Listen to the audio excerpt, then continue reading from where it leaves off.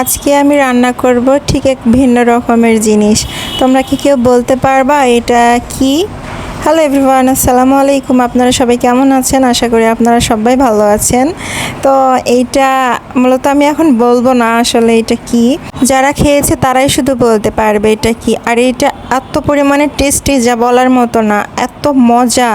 আমিও আগে কখনোই খাইছিলাম না, এই দ্বিতীয়বার আমি এটা খাচ্ছি।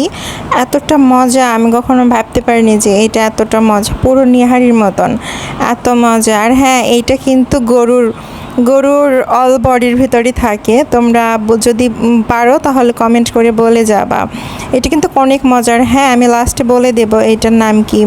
আর যদি তোমরা খেয়ে থাকো অবশ্যই কমেন্ট করে বলবা। এটা চালের রুটি দিয়ে খেতে অনেক মজা।